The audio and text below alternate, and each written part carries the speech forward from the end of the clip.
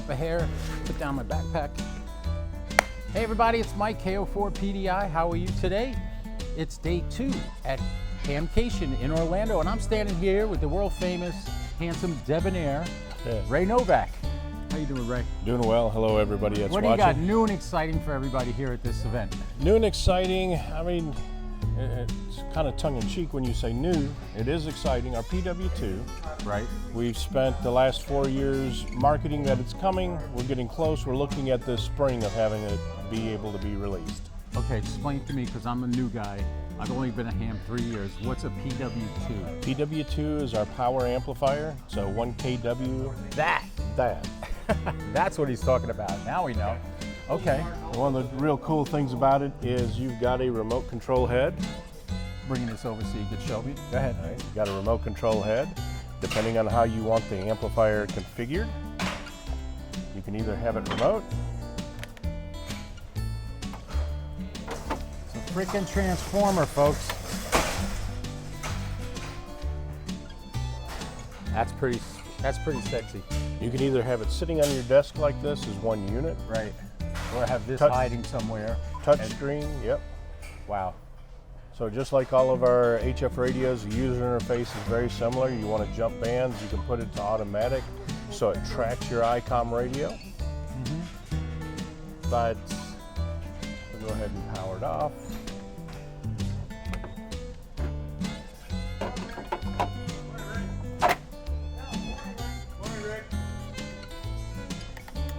Very nice. And then magnets like on our 5100. Sweet. I like it. This goes up to 1,500 watts. So that's No, goes to 1 kW. 1,000 watts. 1,000 watts, that is the optimum output power for a global marketplace. Right. The United States is 1,500 watts, but for the most of the world, 1 kW meets most of the maximum power. You also came out with a new HT, like the ID52, but the ID50, wasn't that new? Well, it was new. We introduced it at Dayton last year, Right. convention. The other one, and we're showing here, is the 718. This is actually a retro. It looks, feels, operates exactly radios. like the 718 did. Nice HF radio for like emergency communications. Right. So instead of the 7300 that just has that screen that makes you want to touch it, you don't want somebody that's in an EOC monitoring HF traffic, emergency traffic coming in, going, oh, what's the signal here, and touching the screen, and before you know, you're off frequency, maybe on a different band. I work with the EOC in Volusia County, and they use the 7300, and that is exactly what happens. Somebody will touch something, or somebody that doesn't know what they're doing, not intentionally or maliciously, just through mistaking something for something, will hit something, and happens to us all the time. How come I can't hear this guy? Well, you hit the dial with your finger. You didn't lock it, you know, when you got on frequency. So this is a very simple HF radio. That would be a good beginner's or first-time HF guy, wouldn't it? It really depends. I mean, 100 watts and a wire. We've had the discussion with people about what is a perfect HF radio or the first-time radio, and it really depends on the operator and what they want to do. Right. If all they want to do is get on the radio, rag chew, talk to their buddies, this will be a great radio. Right. But keep in mind, it does not have an internal antenna tuner. The most use cases that we see with this radio will use like our folded dipole, the AH710, or some of the government issued antennas are very broadbanded, so they don't require an antenna tuner. So to have a HF system that anybody can deploy quickly, the least amount of moving parts and pieces, the easier it is to set up. That's nice. Tell me this, because when I started out, I had no clue what radios were good, what was a nice system. I didn't know what kind of, I thought I was going to need 2 antennas, one for dual band and one for HF. Right. Now I got an antenna garden in my backyard. I got Yagis on rotors for satellites. I got a new guy coming in, because I spent a lot of money I probably shouldn't have spent doing when I started. We all do that because because of the way HF propagation is, everybody starts second guessing when, well, so-and-so right down the road can talk over here. Well, I don't hear them. The first thing you think about is, oh, maybe my antenna's inadequate. So then you try a different antenna. Then you've got all the antenna experts like, well, you need an inverted V. No, you want an end-fed dipole. No, you want a long wire. No, you want a mystery antenna or a fan dipole, and just on and on and on and on what you want. I know. I've talked to new hams that, well, I got a hex beam, and I'm like, okay, that's great. You're able to operate 10 through 20 meters. Yeah. What do you mean? I go, if you look at the frequencies that antenna is designed for, you're going to be looking at 10, 12, 15, 17, and 20 meters. You want 40 meters, 80 meters? Well, what do you want to talk on 40 and 80 for? Then you get into that conversation of where you can talk and what times of the day. And the next thing you know, you've got that hex beam, and then you've got a plastic PVC pipe with a pulley on it because you're pulling up a dipole, or oh, why'd you put that dipole up there? Well, you need an end-fed, and everybody becomes an antenna I'm very expert. hesitant on a hex beam. I'd love to have it, but I live in Florida. We get windstorms, tornadoes all the time. And I wouldn't want to have to constantly keep taking it down and put it back up, take it down, put it back up. Well, there are some of them that are very sturdy, very I've seen, durable. Actually, that guy's here. The guy with the big square center post, he guarantees it will never break. And even in ice and snow.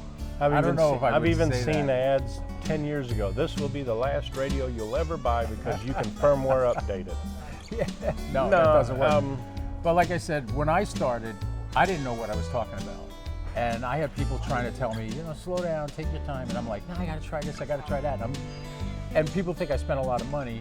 I have a meme when I do my show on YouTube. It says, people look at my ham shack and think I'm rich. I'm not rich, I'm just irresponsible. But I was into model airplanes. I have no more model airplanes. I've sold them all. That's how I bought the 7300, the 9700, and the 705. And somebody bought my 991A from me for more than what I paid for it. And I was like, thank you. I made money on that one. Yeah, there you go. That's when and before he came and gave me the money, I ordered the 7300. And I've been an ICOM guy ever since. I love ICOM. I'm probably going to go for an HT eventually at some point because I want to get some D-Star repeaters going and I want to be able to talk on that. And that's very easy to use in my open spots to get on channels.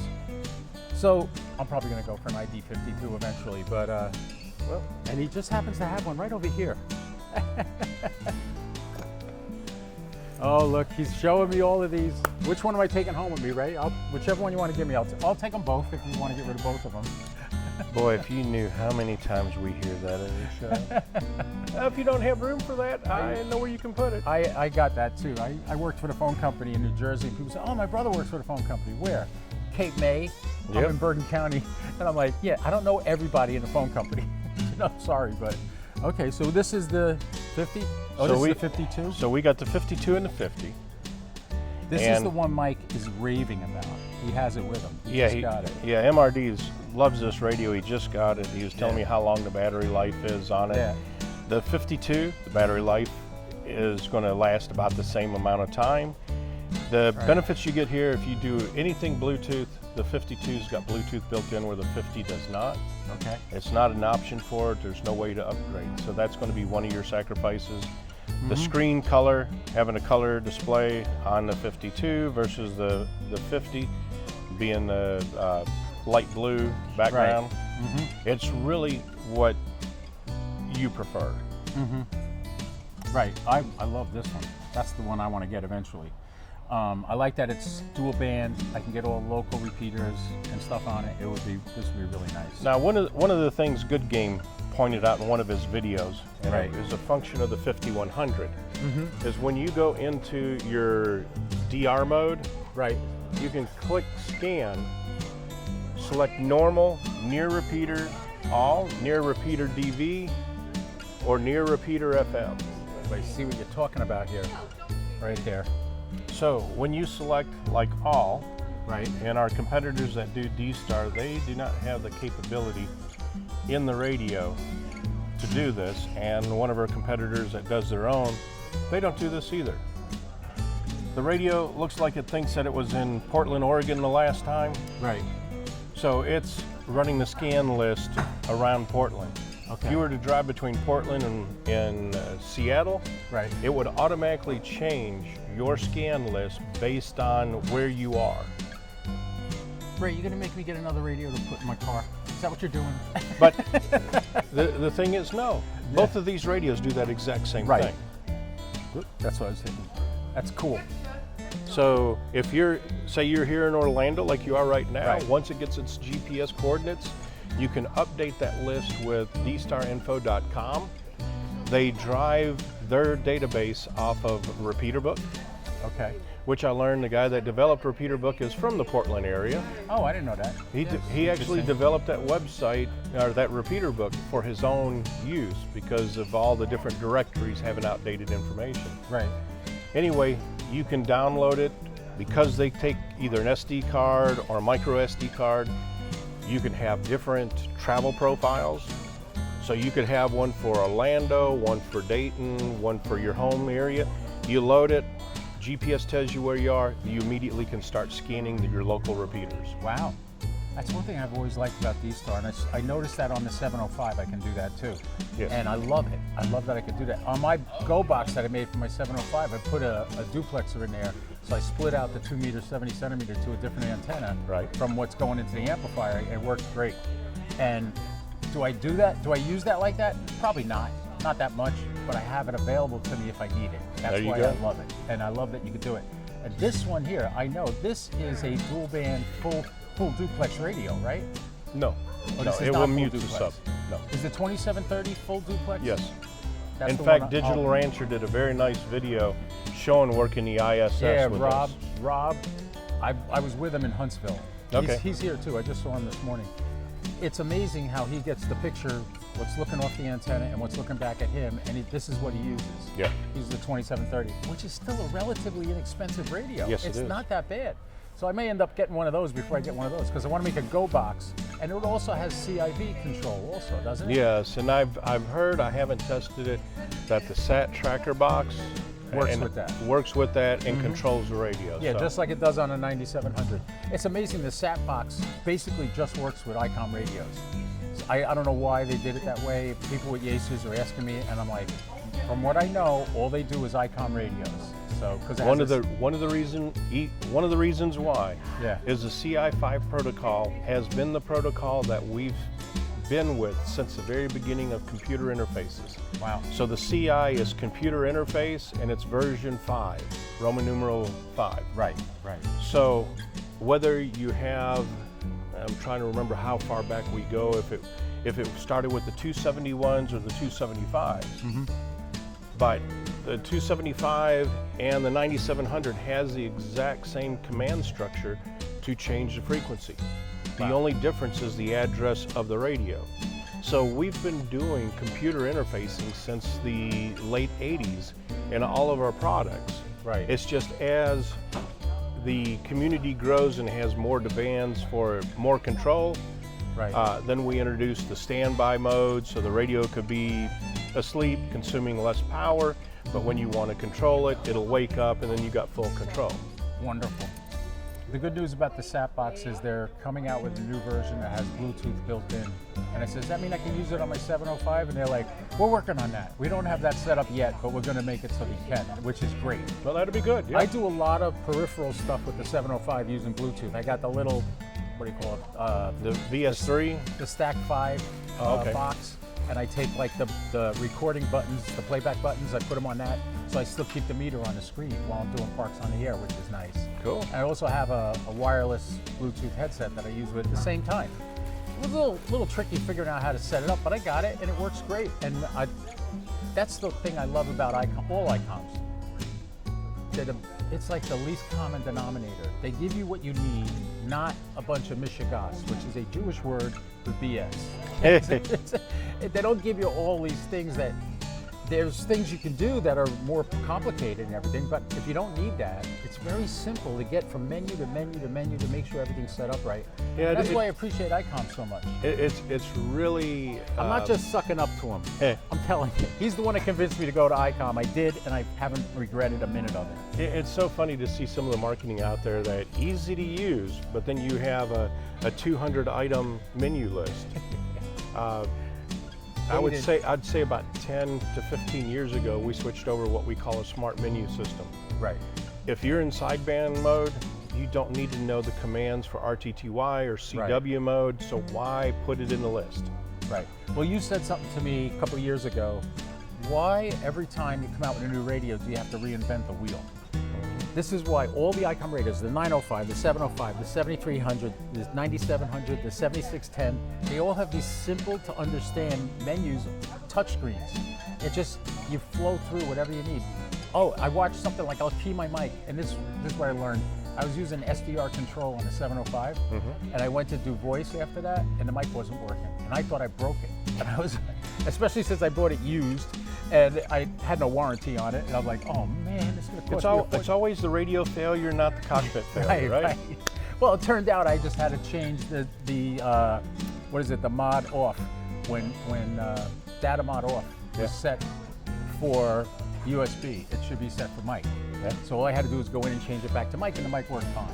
But when I was out in the middle of the park trying to do this, I kind of panicked a little and I was freaking out. And when I got home, I called you guys, and the guy explained it to me. He goes, oh, I know exactly what went wrong. Really? He tells me. You're not the first. Oh, I can tell. Well, I was, like I said, 3 years I'm a ham. 3 years, that's it, you know? So I don't, and that's why, like I told Mike and a couple other guys, I don't take the radios and put nano VNAs on them and measure the spurious emissions. I don't, because I'll see something I think is wrong. It's just my it's just my lack of experience, not the radio. Right. So I told them. I told Smoking Ape. I told Josh. You do the videos. I'll trust your judgment. If you tell me it's good, I'll buy it. If you tell me it sucks, I won't. You know, and that's the way I do it now. And you can't pull much over Ape, can you? No. That guy is. I love that guy. I think he's. And the funny thing is, you see the Smoking Ape, you think he's a serious, no, he's a big fun guy. We were sitting around smoking cigars last night. It was a great night we had at the hotel, so. Oh, he's here. I haven't seen him yet. He's here. He's incognito. You can't tell it's him. He doesn't have like a Smoking Ape hat on. Like me, I wear my name on my shirt. He ain't like that. He wants to lay low. But anyway, Ray, thank you so much for giving me your time. Appreciate it. You want me to take these from you? I'll carry them for you. We'll need them. Oh, you're going to need them. Well, unless you want to start answering all the technical questions, because hey, where's the 52? Look for Mike. He's got it. Anyway, thank you so much for coming. Thank you, everybody, for watching. Got to go back to the hotel and edit all this now. Ciao, 73.